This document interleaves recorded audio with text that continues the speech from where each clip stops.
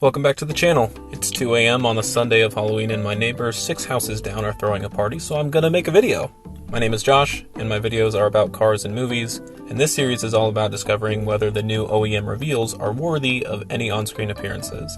In these car reviews, I ask a derivative of the question, is the Datsun Bluebird the right vehicle for Agent Mobius? In the example of the Ford Maverick, the Cadillac Lyriq, and now the Toyota BZ4X, the question is more, would the main or supporting characters in a movie realistically be driving this? As I make my picture cars videos, I've been looking at my own cars and asking similar questions. If I were the main character in a movie, would I be driving a Ford Probe, Ford Bronco, or maybe something new? I'm not going to answer that question in this video, but let's talk about Beyond Zero's first vehicle.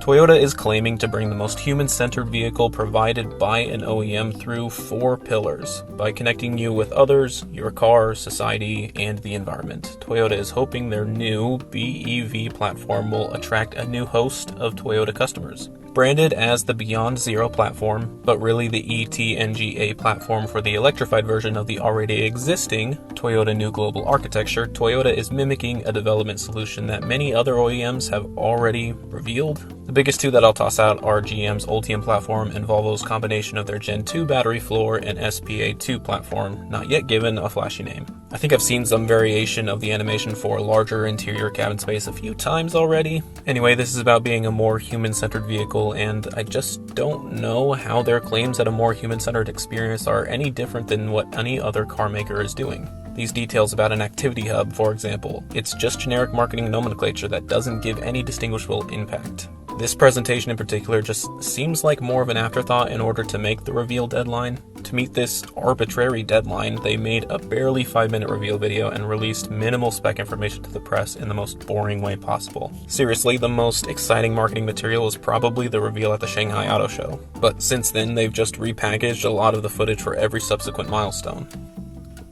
The BZ4X has flown under the radar for the Toyota brand. Toyota famously said as recently as March 2019 that they wouldn't be making any fully electric vehicles yet because they can provide a greater environmental and cost-effective impact. According to Gerald Kilman, Toyota is able to produce enough batteries for 28,000 electric vehicles per year, or for 1.5 million hybrid cars. And there's still a lot of truth to that statement 2.5 years later. Toyota's strategic partnership with Subaru and the platform's development is likely the only reason Toyota is going electric now. I know that, personally, I'm more excited for this Ulterra vehicle, but it will be interesting to see how the BZ platform continues in the coming years, especially as they deviate away from a segment with an industry leader within Toyota's own lineup. We've seen this similar approach from Tesla, Rivian, and General Motors, who've spent a lot of resources developing a shared platform. Ultium looking to be the most versatile of the three, but Toyota's BZ release and Volvo's Technology Day release seem like they will be a similarly exciting approach. But let's do a comparison, and maybe my lackluster response to this reveal will make more sense. When the Prius originally arrived outside of the US in 1997, Toyota wasn't anticipating a whole lot of interest or sales. By 2000, it received a small update to be sold in the United States market. Within 6 years, the Prius went through 2 updates, and in 2003, Toyota revealed the second-gen Prius to the public at the New York Auto Show.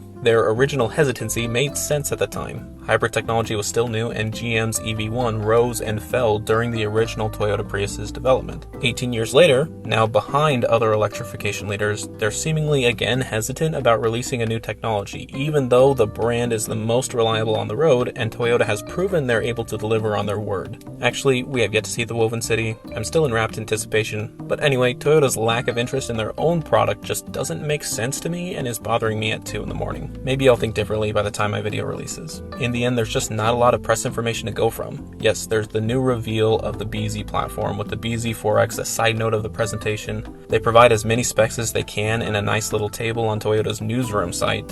We've had 3 reveals of the BZ4X, 1 at the Shanghai Auto Show, 1 to investors in June, and the most recent on last Friday. Of them, the first was the most exciting, and all it did was show us the product. Toyota's inability to commit to this vehicle is evident. As of recording the audio, Toyota is still using the concept vehicle as the landing page for the BZ4X.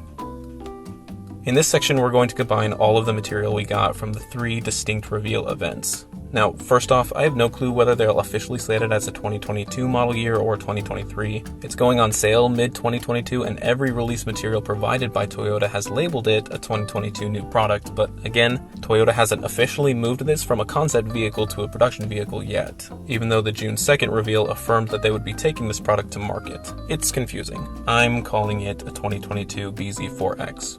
But let's do some specs and wrap this up because I think their party is over and I can go to bed now. Built with the usual chemistry of early EV makers, their water-cooled lithium-ion battery has a capacity of 71.4 kilowatt hours. Front-wheel drive estimates for range hover at the 300-mile mark depending on the Japanese or European standards. So when the EPA gets a hold of it, we'll likely see less range. Comparing it to a similarly sized Tesla Model 3 with either 50 kilowatt hours of capacity at 220 miles or 75 kilowatt hours at 300 miles, the Toyota BZ4X will perform in line with the competition while providing more interior cabin space and more aggressive styling. But that's about all it has to offer against the Model 3. The battery powers either a singular front-mounted motor at 150 kilowatts and 265 newton meters of torque. This allows for a 0 to 60 mile per hour acceleration at 8.4 seconds and a top speed of 160 kilometers per hour. Toyota is also going to offer an all-wheel drive model with two 80 kilowatt electric motors at the front and rear axle. Final output power of 160 kilowatts or 214 horsepower. This leads to a torque value of 330 newton meters or 248 pound-feet. This model has a 0 to 60 time of 7.7 seconds with the same top speed. Hopefully we see more detailed clarification when Subaru reveals the Solterra. Heck, hopefully it's a better marketed experience, but I'm being stingy. How can I not be? The music is being blasted in an outdoor tent. I'm tired. Anyway. This type of video makes more sense when thinking about the supplemental questions of redundancy. The BZ4X is similar size to the RAV4 with the obvious comparison coming from Toyota's marketing team. But the RAV4 has become Toyota's top seller in the past 2 years as the popularity of the nameplate and the popularity of the segment grows. Toyota's only differentiation between the BZ4X and the RAV4 is that the BZ4X offers more versatility. That's exactly what Toyota Marketing Group Vice President Lisa Matarazzo said.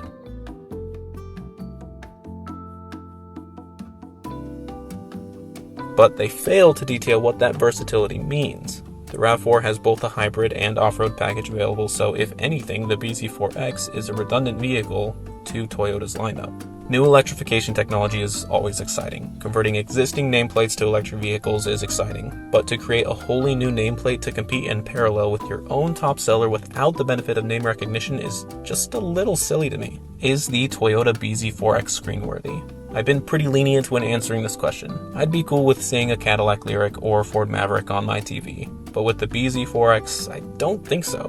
With the RAV4 at a starting MSRP of $26,000 and the same and arguably less versatile BZ4X coming in at a higher price point just to be cost-effective to the electrification technology, it's just not a worthy comparison. If this is only meant as an SUV that will bring people more connected with their surroundings, I think we have a few of those already. I really appreciate you guys watching this far. I enjoy building my cars, but I can't financially sustain making car build videos every week, so I make the picture cars videos. And I love making those videos, but I don't think it connects with my audience unless I also make these videos. I started making picture cars videos and asking the question, does this car make sense for its character? But in doing so, I myself started realizing it doesn't make a ton of sense for me to drive a Chevrolet Equinox, so I sold it, and now I'm on a mini quest, a side quest, to discover a vehicle that is just right for my character. I think the music is officially off. I'm gonna go to sleep. Thanks again, and I'll see you all in the next one.